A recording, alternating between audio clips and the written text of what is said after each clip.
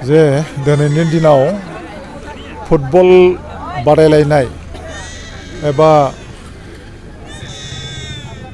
गेलेनाया खूब गोनांथार साबजेक्ट जाना फैबाय।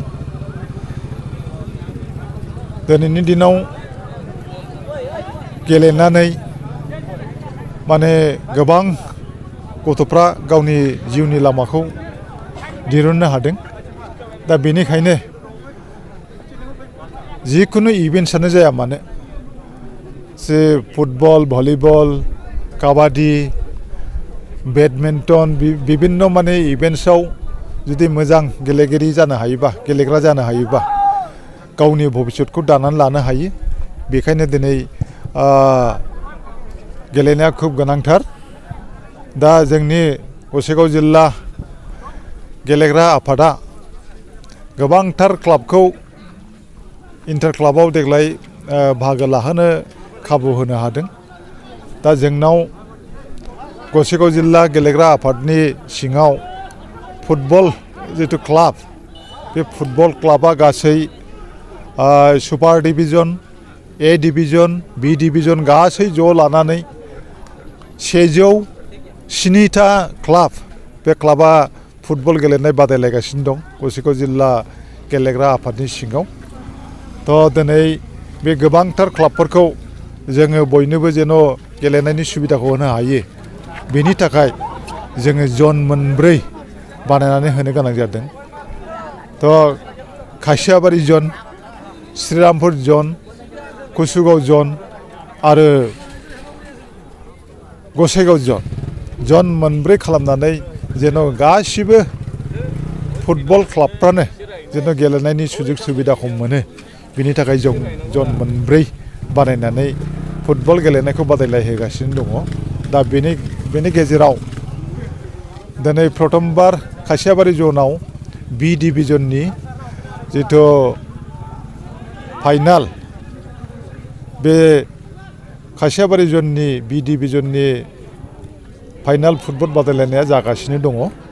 दा बेबादिनो जोङो गासिबो खना खनला जायगाफ्राव जेन' गेलेग्रा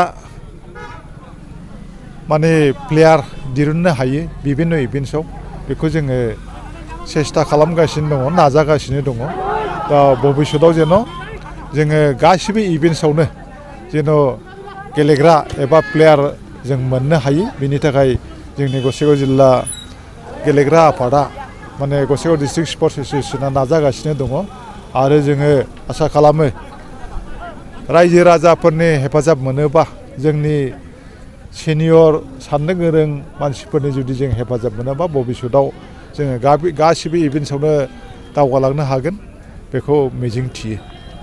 जायफ्रानाखि फुटबल गेलेनो मोजां मोनग्रा हौवा आरो हिन्जावफोर, बिसोरनि मोजांनि थाखाय मोजां एंगेलाव माबोरैहाय थांनो हागोन आरो गावखौ दैदेनलांनो हागोन, बिनि थाखाय गेलेगिरिफोरनि थाखाय मा बुंगोन? दिनैनि दिनाव गेलेनायाव खुनु हिन्जाव हौवानि खोथा गैया। हिन्जावफ्राबो फुटबल गेलेयो, हौवाफ्राबो फुटबल गेलेयो। दा नोंथांमोनहा नुनो मोनगासिनो दङ वार्ल्ड काप सोलिगासिनो दं हिन्जावफोरनि। माने जोंनाव गेलेग्रा जेफोर हौवाफोरनि टिम, बिसोरनिफ्राय साबसिन बिथांमोनहा गेलेगासिनो दङ।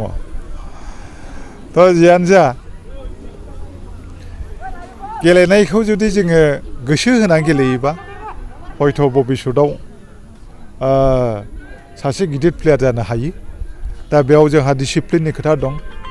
डिसिप्लिनखौ सिगाङाव दोननानै प्लेयारफ्रा जुदि आवगायनानै लाङोब्ला हयथ' भबिष्यतआव माने गिदिर प्लेयार जानो हायो। दा बेनि लामाया जाहैबाय जोंहा दिनै इन्डियान गभर्नमेन्टआ एसेबाबो गोदोनिफ्राय साबसिन लामाखौ दिहुनगासिनो दङ। जिहेथु जोंनाव दा गोजौ लेभेलाव गेलेहैनो थाखाय, स्टेट लेभेल बा नेसनेल लेभेलाव गेलेहैनो थाखाय जोंहा लामा दङ। स्कुल गेमनि थ्रुयै जों थांनो हायो गोजौ लेभेलाव गेलेहैनो, नेसनेल लेभेलाव गेलेहैनो।